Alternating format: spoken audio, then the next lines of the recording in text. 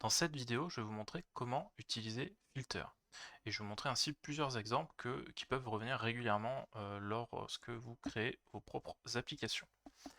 Alors, pour vous montrer son fonctionnement, j'ai créé une galerie verticale dans à laquelle j'ai lié en fait ma table Dataverse, donc suivi des fournitures. Donc j'ai ajouté donc les colonnes nom à ma carte, la quantité minimum et aussi à la date auquel a été créé l'enregistrement pour vous montrer comment travailler avec des dates. Alors,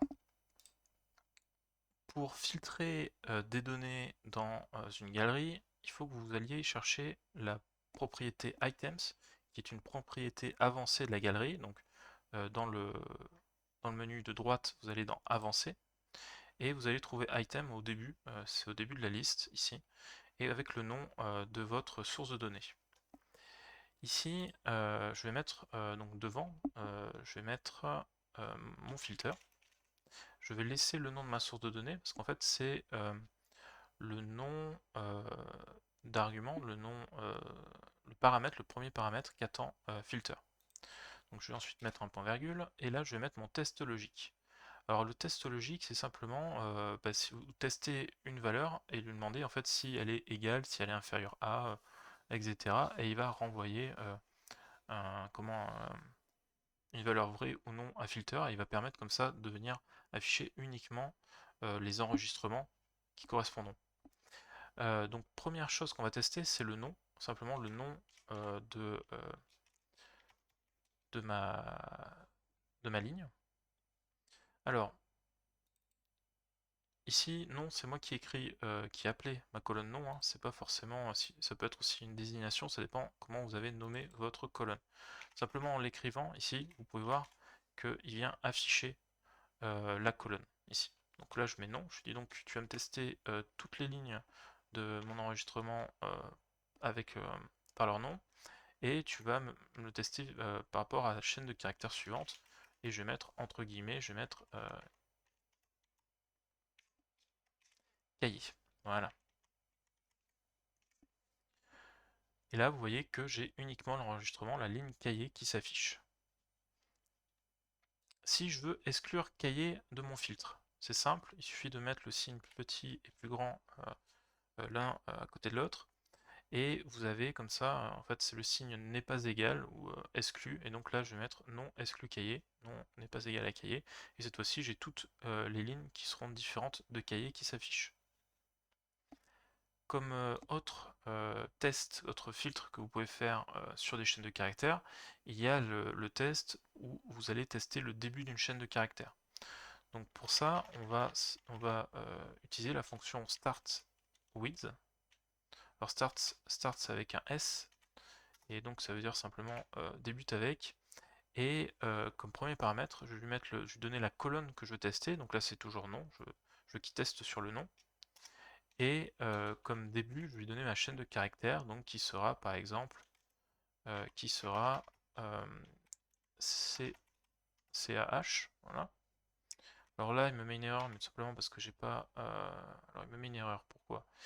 Oui, parce que j'ai pas fermé ma chaîne de caractères avec les guillemets et que j'avais pas mis la deuxième parenthèse. Et donc là, vous voyez bien, j'ai cahier qui s'affiche. Si je mets un S, ben là j'ai stylo. Donc ça c'est intéressant si vous voulez faire tester comme ça euh, comment avec un champ texte d'entrée, et vous testez comme ça votre valeur pour rechercher tous les éléments qui débutent par exemple par S. Voilà. Donc voilà pour Start With. Ensuite maintenant je vais vous montrer comment tester des valeurs donc numériques, donc des nombres. Et on va tester donc si quantité est supérieure à 5. Donc en test quantité, donc là maintenant, on a toutes les lignes dont la valeur quantité est supérieure à 5. Donc on a 10, 8, 15, donc c'est bon.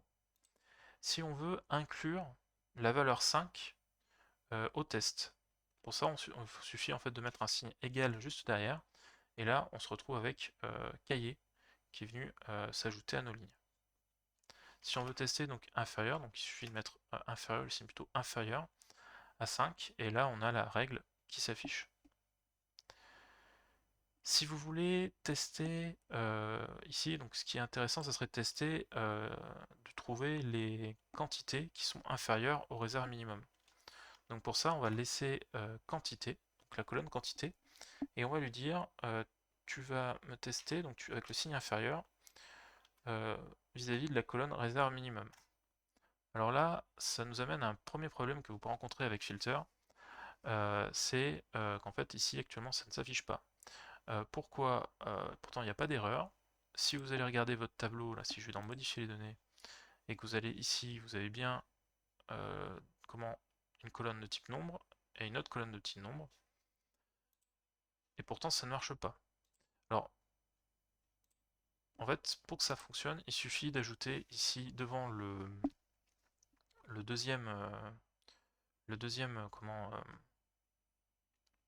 colonne, vous ajoutez value, qui en fin de compte va convertir, parce qu'à première vue, ça serait une chaîne plutôt de texte en fait qui va rechercher, il doit traduire pour lui-même en texte, et ça fait qu'en fait il faut lui redire, bah en fait c'est pas du texte, c'est une valeur de type nombre, et pour ça on a une fonction et c'est value. On appelle ça le transtypage en français. En fait on va simplement transformer, passer une valeur, donc là qui est la colonne de type texte, donc qui est une chaîne de caractères, à un type nombre. Donc c'est idéal quand vous avez 5 en texte et que vous le passez en nombre. Voilà. Donc une fois que c'est fait, bah là vous voyez que ça fonctionne de nouveau. Et donc cette fois-ci j'ai cahier qui est bien une quantité qui est inférieure au minimum et règle qui est une quantité qui est inférieure au minimum. Voilà. Alors là vous faites attention parce qu'ici vous avez une délégation, et en fait une délégation c'est quand vous avez une délégation, c'est prendre le risque que le serveur ne vous renvoie pas toutes les données. Pourquoi? Parce qu'en fait, il a un nombre maximum de valeurs sur lesquelles il peut travailler, et à partir de ce moment-là, en fait, il arrêtera de vous envoyer des données. Donc, par défaut, c'est 500. Vous pouvez le modifier dans les paramètres de l'application, mais réfléchissez, pensez bien quand vous arrivez à trouver une formule qui correspond à ce que vous souhaitez, mais que vous avez ce genre de vague jaune-orange là, pensez que il faudra que votre liste de données, quand elle évoluera, ne soit pas supérieure à ce nombre maximum que peut traiter le serveur. Alors, donc voilà pour le test entre deux colonnes. Maintenant, je vais vous montrer, pour terminer, je vais vous montrer le nombre. Alors pour tester, enfin pas le nombre, les dates, pour tester une date, alors on va simplement écrire donc en premier donc la colonne créer. Alors ça c'est juste une colonne qui indique que l'enregistrement est créé-le, mais bon c'est bien pratique pour vous montrer quand est-ce que ça a été fait, comment travailler avec les dates plutôt.